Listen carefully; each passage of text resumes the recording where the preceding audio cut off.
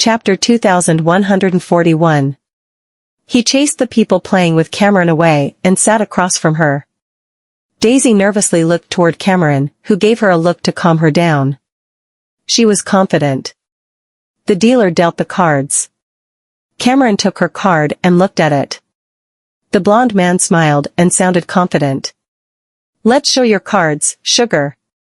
Cameron placed down her cards, and it totaled up to 7. The blonde man smirked and opened up his. It was a flush. Cameron looked at her cards and squinted. The man chuckled. "I'm sorry, sugar. Luck is on my side today." The man had the best cards, straights or flushes, for the next 3 rounds. It was crushing Cameron. Daisy thought that something was off. No matter how lucky one was, it wasn't possible to get such good hands. The blonde man got up, walked toward Cameron, placed his hands on the table, and looked down at her. "Sugar, you lost. You need to spend some time with me tonight." He put out his hand to touch Cameron's face, but before he could, Cameron grabbed his wrist and widened her eyes. "I heard that you're famous for cheating. I finally got to experience that for myself today." Andre was shocked. She had heard of him? Cheating wasn't allowed in the casino, so he wouldn't admit to it even if he did. "Sugar, don't frame me, ah." The sudden pain made Andre lose his balance. Cameron held him down on the table when his subordinate rushed over. "Mr. Daskalov." Andre howled, "Bitch. How dare you?" Cameron used more force. "You should stay out if you don't want his arm to break." The men looked at each other and didn't know what to do. Cameron pulled Andre's collar from behind, flipped him over, and removed his coat. Everyone was shocked, because he had cards hidden in his clothes. You really were cheating. That's why he won every round. He was using tricks. Everyone started chattering, and when the people from the next table saw this scene, they flipped their table and came over. "Andre, you asshole. You were tricking us." Andre clenched his jaw because he was caught and escaped from Cameron's grip. His men came forward to protect him while he taunted the other people. "So what if I cheated? What are you going to do about it? I work with Mr. Puzo. None of you can touch me on the island." The people from the next table smirked. "Did Mr. Puzo ask you to cheat at the Palermo? He's not the only person in charge on the island. There's Mr. Southern Senior too." Everyone started making a commotion. "Yes, you're cheating just because you work for Mr. Puzo?" Seeing how everyone was getting agitated, Andre turned to Cameron. "By TCH. It's all your fault." He picked up a chair and rushed toward her while Daisy yelled, "Watch out." Before Cameron could evade, Andre flew under the table with the chair in hand, making the table shake. Daisy smiled. "Waylon?" Cameron was surprised and looked toward Waylon, who suddenly showed up. Waylon turned to look at her while she crossed her arms and looked away. "There's no need for Mr. Goldman to fight." He didn't speak. Cameron walked over to Andre, dragged him out, and then pushed him to the men. "If Mr. Puzo discovers how you spoiled his reputation, he won't let you get away with it. Your threats don't work here." Chapter 2142. Andre looked anxious. "No, you can't. You've cheated and stolen a lot of money. The debtors will eventually get it back from you." By the way, Cameron looked gleeful and was even more arrogant than he was. "I have Donald supporting me. Even Fabio has to bow down to him." Waylon squinted because he knew what she was doing. Those men had lost money because Andre cheated and were annoyed that they didn't get to do anything to him. Now that this woman called him out, they all rushed forward and started beating him up. Even his men weren't able to intervene. Daisy walked next to Cameron. "I was so worried just now. I thought you really lost." Cameron clapped her hands. "I'm not here to gamble. I came to catch him." She was annoyed that Manuel was dead and had been trying to get back at them. She knew that Andre had been cheating at the Palermo, but everyone knew who he was, so she couldn't intervene. Cameron had started paying attention to Andre because he had paid the security guard off.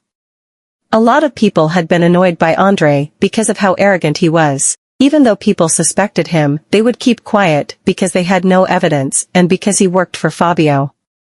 Now that Andre cheated while Cameron was there, she called him out and angered the gamblers. On top of that, after the truth about Parkin and the counterfeit liquor came out, Fabio was probably going to lose his mind. If Fabio could release his frustration on Donald, it would help her feel much better. Daisy was going to say something when she noticed how the air behind her changed, so she carefully turned around. Waylon. It was impossible to tell if he was angry or not. Are you not going to leave? The air was tense in the car. Cameron, who was in the passenger seat, had her head resting on her hand.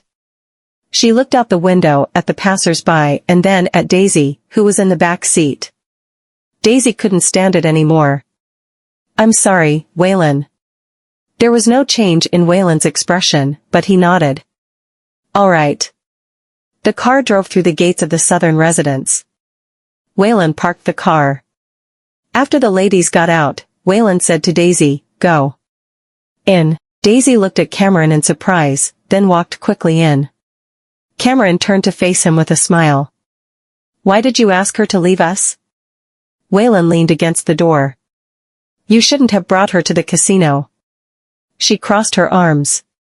Since I brought her there, I would protect her. Donald has spies around the southern clan's turf. Waylon looked down and slowly continued. Donald has made her his target because of no lace.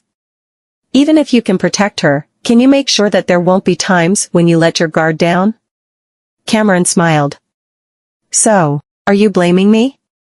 She knew that Waylon was very protective of his sister. Since she had brought Daisy to the casino, she admitted to it. Waylon chuckled. No, I'm just giving you a reminder. He walked to her. No Lace asked me to take good care of Daisy. If anything happened to her, I wouldn't be able to stop him if he confronted you about it. Chapter 2143. Cameron had nothing to say to that. She touched her nose and cleared her throat. All right, I'll pay more attention so that her husband doesn't come after me. She walked into the yard with Waylon. When she saw a helper walk past, she grabbed Waylon's hand and hid behind him. Waylon was shocked as he looked down at her hand that was grabbing onto his. The helper smiled. Welcome back, Mr. Goldman. He nodded courteously. The helper noticed the woman behind him. This is? He smiled. She's. Cameron dug her nails into his arms, which made him take a sharp breath and look back at her. Miss Torres. The butler just happened to walk in with Sonny at that moment. When Sonny saw the woman behind Waylon, he thought that another woman had gotten to his future son-in-law. He frowned. Willie, who's this lady? The butler recognized Cameron from her outfit, but since the helper was there, he didn't speak up. Waylon smiled. Can't you tell? Sonny was stunned, but he walked forward until Cameron showed half her face and immediately recognized her. Oh, it's Miss Torres. Cameron smiled and whispered, I'm Iris Torres. He glared at her. You. Iris sounded like your father in Sonny's native tongue. He looked around and lowered his voice. You're trying to make a fool out of me, kid? Cameron wasn't afraid. I'm not Cameron now. I'm Iris. He chuckled. So, you think I won't beat you up? Cameron walked next to Waylon and put her hand on his shoulder. It's fine if you do, but it would be terrible if you accidentally hit Mr. Goldman here. Only the three of them could hear that conversation. Sonny looked at the hand that was on Waylon's shoulder and saw that Waylon didn't mind it, so he burst out with a joyful laugh. Willie, Miss Torres is such an interesting person. Since she's here now, you should show her around this place. He then walked into the house with the confused butler. Cameron was suspicious. What's wrong with my dad? Waylon looked at her and then at the hand on his shoulder. Are you feeling comfortable, Miss Torres? Cameron followed his line of sight to her own hand and patted his shoulder as if she were trying to brush some dirt off. She then smiled and said, "I saw a fly on it, so I was trying to swat it away." Cameron couldn't go back to her room. If she went back and walked out in his menswear, everyone would see Miss Torres going in but never coming back out. They would definitely raise suspicions. Thus, she had to follow Waylon around. She walked behind Waylon while holding onto his arm and mumbled, "Why am I taking a tour in my own home?" The man in front of her suddenly stopped walking, and she almost bumped into him. A few men who were just done training at the Martial Arts Center saw Waylon and greeted him. "Mr. Goldman." Cameron saw them and immediately turned her back toward them. The men saw the woman next to Waylon and were shocked. "Who's this lady? She looks kind of familiar." Waylon looked at Cameron, who was trying to hide from them, and his lips curled. "This is Cameron." He paused for a few seconds. When he noticed the men were shocked and Cameron was angry, he calmly continued. "S secret lover, Miss Torres." Chapter 2144. The few men suddenly understood, and someone teased. "I thought you said he was dressed up as a woman." "I'm pretty sure he would look beautiful as a woman. He has a feminine face." "Right, Mr. Goldman?" Waylon had a scandal with Cameron, so they asked what he thought. Waylon looked at Cameron's face and stopped there, then smiled. "He does." The few men laughed. Waylon looked back at them. "Do you think you'd be able to accept it if he really was a woman?" Cameron froze. What was he thinking? They were shocked for a few moments. "I think it would be pretty scary if he were a woman." Another man rebuked him. "How would it be scary? Wouldn't it be nicer?" "I'd want a gentle lady more." "How long would you be able to handle his torture?" Probably recalling how Cameron had beaten them up during training, that man suddenly understood. "Right. We would have easier training sessions if Mr. Southern Sr. had a daughter." Cameron took a deep breath. She would have kicked their butts if she didn't have to hide her identity. Waylon peeped at her expression and couldn't help but smile. The men left soon after. After they walked away, Waylon chuckled. "I guess they really are afraid of you." Cameron turned to glare at him. "Did you do that intentionally?" He raised his brows. "I'm just testing the waters to see if they will be able to accept your real identity." "I should thank you then?" "You're welcome." Cameron was rendered speechless. It was getting dark when they walked back from the backyard. Cameron looked at Waylon through the corner of her eyes and was getting more and more curious about why her father thought so well of him. Her father would never treat anyone nice for no reason, especially an outsider. Even if he was trying to get his support, the way he looked at Waylon exuded happiness and love. She thought hard about it. Was her father trying to get something from him? Waylon slowed down. "Did you go to the casino to plot against Fabio?" She had exposed Andre for cheating and made the gamblers at Palermo angry. Andre was Fabio's subordinate, so everyone would think that Fabio knew that he was making a fortune from violating the rules there. On top of that, after Parkin was uncovered for selling counterfeit liquor, Fabio suffered a huge loss. Even if he wanted to take action, what Andre did would embarrass him. Cameron turned to face him. "I've wanted to get Andre for a long time now, but I never got the chance. Since I caught him, I might as well make good use of the chance." Waylon smiled. "Aren't you afraid that Donald will find out who you are after framing him?" Cameron's face dropped. "I'm not." He smiled. "Donald has spies in the territory. You got lucky this time for making a scene at the casino." Cameron stopped walking and looked shocked. "Isn't Fabio the one who has spies here?" Waylon was calm. "Fabio keeps his eyes on the Serpents and the Southern clan, and the Southern clan has their attention on him. Thus, Donald took advantage of this. He wouldn't be able to use Manuel if he was in hiding, and he wouldn't be able to know our exact whereabouts either." Chapter 2145. Cameron raised her brows. "Come to think of it, Manuel had hired the killers from Skull Club to get rid of her, and the fact that he was able to hire them showed that Donald was involved in that somehow. Donald hid behind Manuel and used him as a pawn. The Southern clan would have a conflict with the Serpents, and no matter who won in the end, Fabio would benefit from it. However, Donald would be the ultimate winner. Once the Serpents were under Manuel, and the latter managed to take down the Southern clan, Donald would be able to get power through Manuel from Fabio. He then would be able to win over Fabio's men through the power that Fabio gave to Manuel. All he had to do was hide in the background, do nothing, and let Manuel do all the hard work to get the power.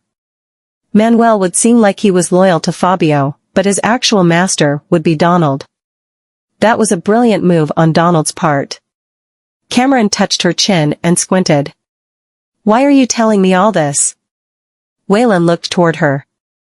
"I was worried that you went to the casino because you were unhappy about Manuel's death, but I guess I was overthinking. What you did actually helped your father." Cameron smiled. "Without Manuel, what I did will cause Fabio to start doubting Donald, and all that will fit into your plans." Waylon smiled and looked at her. "But it's up to Null Ace if we can pull that off or not." Two heads poked out from behind a wall. Daisy had her eyes on the two who were not too far away. "What do you think they're talking about?" Sunny thought about it. "It doesn't matter as long as they're making things work." She didn't know what to say to that. How could he say that they were making things work? It just looked like they were having a chat.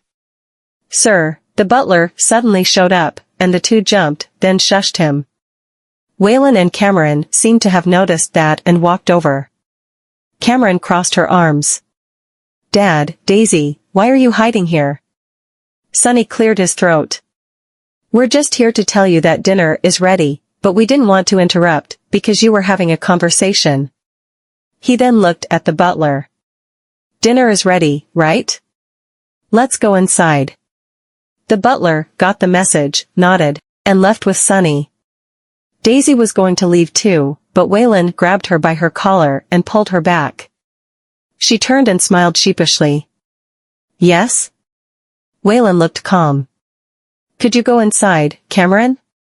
I need to speak to my sister." Cameron left without saying anything. After that, only the two of them were left.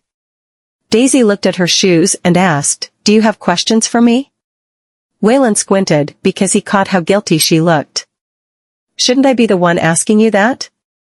Daisy's heart dropped, but she looked up with a bright smile. "What's your question?" He knew that she was playing dumb, so he frowned. "Do you think I was not going to notice you and Mr. Southern Sr. hiding there?" She was surprised. "You noticed?" "Yes." His eyes seemed to see through her. Daisy looked down because she didn't know how to explain herself. Would her brother be angry if he found out that she and Sunny were planning something? He raised her hand and poked her head. "Be honest, or I'll get Colton to bring you away." "No, no, no." Daisy's grabbed his arm and hesitated. She was supposed to keep it a secret but still spilled it. "It's not my idea. It's Mr. Southern Sr.'s." Chapter 2146. Daisy mumbled, "Mr. Southern Sr. likes you." Waylon was stunned. "What?" Realizing that Waylon might have misunderstood her, she hastily added, "He likes you as his son-in-law." The atmosphere froze. Daisy lowered her head. Even though she felt sorry for Sunny, she had no choice but to sell him out since she was even more afraid of her eldest brother. Waylon did not say anything for a long while and she felt uneasy. After all, she had never asked Waylon and Cameron about each other. When she first saw that Sunny had the intention of matching Waylon and Cameron, she figured that she should help. She liked Cameron. She was pretty and smart. Not only that, but she was also brave and good at fighting. Besides, she was not inferior to her eldest brother. However, it now seemed to Daisy that Sunny's dream was going to shatter. Waylon and Cameron did not seem to like each other at all. Daisy lifted her eyelids slowly. She was worried that Waylon might get angry, but apparently she was wrong. Waylon did not seem as upset as she thought he would be. Instead, he seemed like he was locked in his own thoughts. Daisy whipped up a smile and said, "Brother, please don't get angry at Mr. Southern Sr. After all, you're too outstanding. It shows that Mr. Southern Sr. has an eye for good things." Waylon lifted his head and looked at her intently. There was something flowing under his gaze, but Daisy could not read it. Before she could say anything, he said, "So, that's the reason you're working with him?" Daisy was stumped. She averted her gaze and continued. All right. I promise you I won't do something like this again, okay? Let's head back." Waylon walked past her and walked to the front. Daisy followed after him and asked, "Waylon, you really don't have any feelings for her?" He did not reply, so the question remained unanswered. The night was getting darker, yet the downtown was brightly lit. A car was coming to a stop in front of the Roselle Club at Southwest District. Buchanan got out of the car, and the man in front of the door brought him into the private room. The private room was filled with smoke. Donald was sitting on the couch, and a woman was sitting next to him. After Buchanan entered the private room, Donald invited him to take a seat. He ordered the woman to pour a glass of wine for him and said, "I'm really honored that you're willing to come and see me." Buchanan harumphed. "It seems to me that you're pretty busy at night, Mr. Matthews. Are you not aware of what happened at the casino yet?" Donald held the wine glass in his hand and asked, "What happened at the casino?" It seemed to Buchanan that Donald did not know what had transpired, so he told him what had happened to Andre at the casino. After that, he continued. "Mr. Puzo has been suspecting you due to Manuel, and if you can't give him an explanation for what happened at the casino this time, I'm afraid to even I can't help you either, Mr. Matthews." Donald gazed at the wine in the glass and said, "If I said someone is trying to sow discord between Mr. Puzo and me, would you believe it?" "It's not up to me to believe it or not," Buchanan said with a stern face. "You told Mr. Puzo that there is a mole around him, and he has been very unhappy about it since the mole hasn't been discovered yet. Andre has been exposed now, and that woman said she was working for you. If you can't solve this problem, I might get affected as well." Donald knew that Buchanan was worried he might get affected. He told the woman to give him a cigarette and said, "You don't have to worry about a thing. Mr. Puzo doesn't trust me, but he trusts you. It isn't hard to solve this problem, so you can count on me." Buchanan was not in the mood to smoke, so he pushed the woman away. "Do you think Mr. Puzo trusts me? He even has begun to suspect that one of my men is the mole. If you can't solve this problem, I think we don't have to see each other anymore." When Manuel failed his mission, he said he saw a woman help Sonny from the sideline. Buchanan was stunned. Chapter 2147. Donald took a sip from the wine and continued in a calm manner. "He told me that the woman looks very much alike to someone from Mr. Puzo's side." Buchanan was shocked. "You're talking about Miss Leroy?" Out of the women around Fabio, only Gail was capable of fighting. However, he remembered something and quickly shot down that notion. It shouldn't be her. Huntley introduced her. Huntley doesn't have any connection with the Southern clan, so there's no way Miss Leroy is working for the Southern clan. Donald lowered his head and gazed into the wine glass. Other than Huntley, no one has ever seen Miss Leroy before. What if she isn't the real Miss Leroy? Buchanan fell silent. Using the light in the private room, Donald looked at him. "Why don't you send someone to keep an eye on her, Mr. Gibson?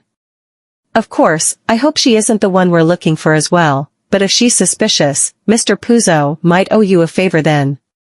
Their conversation ended around 10 p.m. Buchanan came out of the private room with his head held low in worries, so he did not notice someone monitoring him from the dark. After Donald came out of the private room, the person merged into the darkness of the alley. Donald entered a car in front of the door and went away.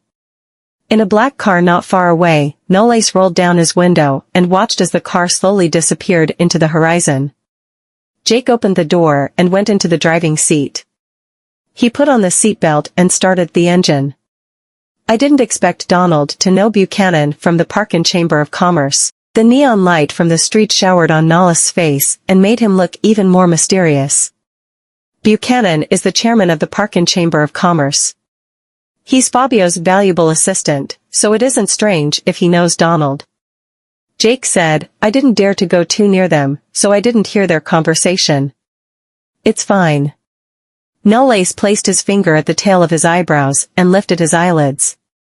It's enough to know they're dealing with each other privately. The next day, Cameron changed into her normal attire and went downstairs to take her breakfast. She heard that the maids were talking about when Miss Torres left, and the butler had no other choice but to say she left last night. She pulled the chair and got herself a bowl of porridge. Biting her fork, Daisy glanced at her eldest brother.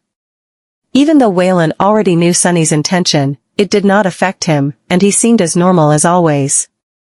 When Waylon noticed her gaze and turned his head to look at her, she hastily lowered her head. Sonny put down his fork and said, I'm done. You guys serve yourselves.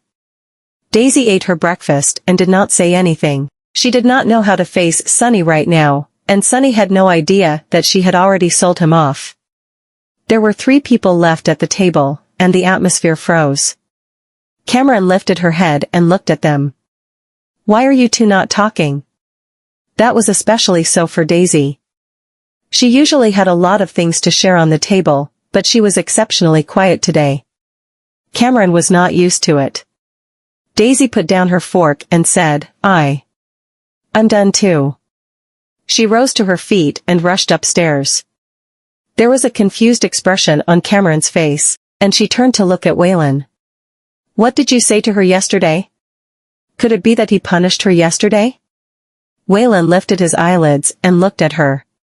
Nothing. She shrugged. All right then. I won't ask any more. He gazed at her, and it took him a long while before he asked, Have you never wondered why your father likes me so much? Cameron was momentarily stunned before she picked a sandwich into her plate. How would I know? Maybe he wants you to be his son. He chuckled. Well, maybe you're right. She jerked her head up and said, It seems to me that you're pretty good at winning other people's favor. That explained why her father liked him so much. Chapter 2148. Waylon did not say anything in return. It was about 8 after they finished their breakfast, and Waylon went into Sonny's study room to talk to him about something. Sonny was writing something in front of his desk. He said, Knowles has found something. Donald has been dealing with Buchanan in private as well. Standing by the window, Waylon said, according to Sadie, Buchanan has been working for Fabio for 10 years. He has been taking charge of the Parkin Chamber of Commerce, and he is Fabio's most valuable assistant. He nodded. Buchanan is a slick person. He knows when to retreat, and he's afraid of death. Although Fabio doesn't trust him very much, he's fine with him taking care of his stuff. I guess Buchanan must be alerted by that batch of counterfeit liquor. He's worried that Fabio might really kill him one day. Waylon turned around to look at Sonny. That's why he approached Donald in the hope of looking for a new way out. Sonny put down his pen and raised his head. With a smile on his face, he said, Now we can only count on Knowles and see if he can get anything from Buchanan. He has been working for Fabio for so many years, so he must know a lot of his secrets. Waylon looked at the pen on the desk, and it took him a long while before he asked the question, Mr. Southern Sr., there's one thing I would like to ask you. What do you like about me? Sonny was stunned for a moment. He raised his head to meet his gaze. Waylon's eyes were clear, but his gaze was piercing. Even though there were some unreadable emotions in his eyes, Sonny's heart still skipped a beat when he met his gaze. Sonny decided not to lie to him and chuckled. You already know about it? Waylon lowered his head and said, I'm sorry. You and Daisy aren't good actors, so I have been suspecting it for a long while. Well, it's true that I have that intention, Sonny replied straightforwardly. After all, it's rare for me to come across a young man as smart and tactful as you are. You're even better than me when I was young. Waylon shook his head helplessly. "You've flattered me, Mr. Southern Senior." Sunny sat on the chair and said, "I'm not exaggerating. I'm very good when it comes to reading people. Of course, I'm not going to force you or Cameron. I'll let nature take its course." What Sunny did not say was that love could be developed as time went on. He was not going to force Waylon as he was worried that he might scare him off. He was going to use the boiling the frog tactic, and he was confident that things between Waylon and Cameron would work out somehow. "Mr. Southern Senior." Mahina rushed into the study. Waylon and Sunny turned their heads to look at her. Before she could catch her breath, she said, "Something happened to Mateo." Sunny's face sank. "What happened?" "I just received news that Mateo had been missing for 2 days. Jokin sent a team to look for him, and someone found a headless corpse in the woods. The corpse is wearing the clothes that Mateo was wearing that day." Mahina took a deep breath. "I'm afraid it's done by Fabio's people." At the Southwest Villas, Gail entered the living room with a black plastic bag. Other than the bodyguards, the rest of the people, including Buchanan, were looking at her. She tossed the black plastic bag on the floor, and Buchanan nearly wet his pants when he saw what was inside the plastic bag. He fell to the floor and stammered, It's a head." Fabio glanced at the terrified Buchanan and snorted. "Stop being so dramatic. It's just a head." A bodyguard picked Buchanan up from the floor. His face was pale and bloodless as he looked at the expressionless Gale. The air was pervaded with the smell of blood. Everyone fell silent as they could feel a chill down their spines when they saw the head that had a grotesque expression. Fabio picked up the cup. Apparently, he was not affected. He lifted his eyelids and chuckled. "Well done, Gale." Gale lowered her head. "It took me 2 days to locate him. I'm sorry for the delay." "It's fine. The most important thing is that you've completed your mission." Fabio waved his hand and commanded his bodyguard to take the head away. He rose to his feet and walked up to Gale. Putting his hand on her shoulder, he said, "Huntley has told me a lot about you. You indeed didn't fail your reputation as the Black Widow." Chapter 2149. Gale lowered her head. "Thank you for the compliment, Mr. Puzo." Fabio patted her shoulder and turned around to look at Buchanan. It was only then Buchanan came around to his senses and said, "Miss Leroy, you indeed are one hell of a killer." Not only had she chopped his head off, but she even brought the head back. It was not something that anyone could do. Fabio retracted his hand and sat on the couch. "How about the mole? Did you discover anything?" Buchanan had been startled by the head, so it was only now that he came around to his senses. When he heard Fabio's question, cold beads of sweat began to ooze from his forehead as he remembered what Donald had told him. He looked at Gale and forced a smile on his face. "I've checked everyone in the Park and Chamber of Commerce. There's nothing wrong with them, but..." "But what?" Fabio placed the cup of tea near his lips. Buchanan told him about the fight Manuel had with Sunny in front of the hospital that day. He lifted his head and continued. "Manuel said that the woman he saw that day looked a lot like Miss Leroy." Gale squinted and clenched her fists tightly inside her sleeves. Fabio emptied the tea and glanced at Gale. Gale asked, "Mr. Gibson, are you sure I'm the person that Manuel said he saw?" Maintaining a smile on his face, Buchanan replied, "He just said that that woman looks a lot like you." "So, are you implying that Mr. Wyatt has been colluding with the Southern clan?" Sensing Fabio's piercing gaze, Buchanan hastily said, "Of course not. That's not what I'm saying." Holding the empty cup in his hand, Fabio chimed in and asked, "So what are you trying to say?" Buchanan's back was filled with sweat. "This was Manuel's speculation, and I'm concerned about your safety, Mr. Puzo." Gale smiled. "Everyone knows where I was that day, so go ahead if you want to check anything. Before I came to the East Islands, I worked for Mr. Wyatt, but my master now is Mr. Puzo. What's in it for me to help the Southern clan? Could it be that Mr. Southern Sr. is my master? Buchanan's heart was in his throat when Fabio did not say anything. He gnashed his teeth and said, but other than Mr. Wyatt, none of us have seen you before, Miss Leroy. I'm just worried that someone might be impersonating you. He did not finish his sentence, but everyone knew what he was trying to say. Fabio was a highly suspicious person. Initially, he suspected Gale as well, but Gale was sent over to him by Huntley, and doubting Gale was similar to doubting Huntley. Buchanan's words aroused Fabio's suspicion once again. With a smile on her face, Gale said, "What about I make a video call with Mr. Wyatt? If he says I'm not the real Gale, you can do whatever you want with me, Mr. Puzo." Buchanan was stunned. Since she had the guts to make a video call with Huntley, it meant that she was the real deal. Fabio looked at him expressionlessly and asked, "Do you have anything else to say, Buchanan?" Buchanan felt weak at his knees. His forehead was filled with beads of cold sweat as he said, "I'm just worried about." Fabio threw the cup on the floor next to his feet and rose to his feet. "How dare you question Gale, you idiot? If you spoil my plan again, you'll be the next one to get your head chopped off." Buchanan fell to his knees and said, "I'm sorry, Mr. Puzo. I promise I won't make the same mistake again." Fabio turned around and went upstairs without looking at him. Buchanan hastily walked out of the villa, and he only relaxed a bit when he came into the courtyard. He grabbed the collar of his subordinate and hissed, "Go back and inform Donald. He nearly got me killed." He pushed the man away and went back into the car.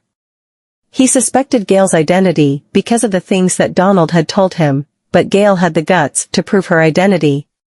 Fabio was in need of Huntley's help, so he couldn't do anything to Gale. If he continued to suspect Gale's identity, Fabio might not be happy about it, and he would be in big trouble. Chapter 2150.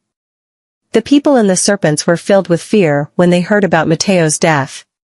Even though they were no longer in Fabio's territory, they did not know about Jokin's whereabouts, and there was no one to lead them now.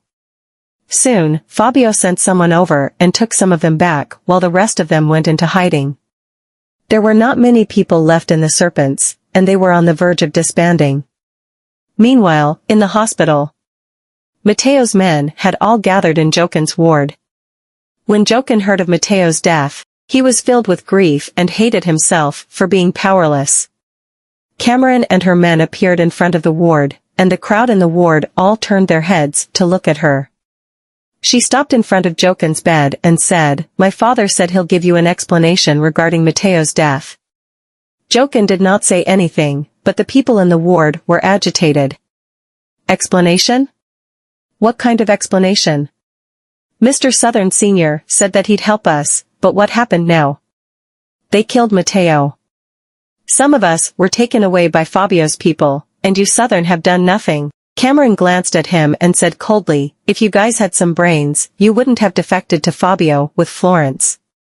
You should be grateful that my father saved your boss' life and protected him. Did you do anything for the Southern when you were in the territory with Florence or Manuel? If not, then why are you pointing fingers at us right now and saying that we should help you when something happens?" Everyone fell silent. Cameron continued calmly, "Of course, if Manuel hadn't been power-hungry and colluded with Donald behind your back to plot against your boss, none of this would have happened to you. And everything Matteo did was for the Serpents and your boss. If he didn't die, it'd be your boss who would have died. The enemy that we need to face together is Fabio right now. If you lose your confidence now and refuse to stand up after the blow, there is no way we can help to save you." That man lowered his head. Even though he did not want to admit it, it was true that they did not have the right to ask the Southern clan to save them.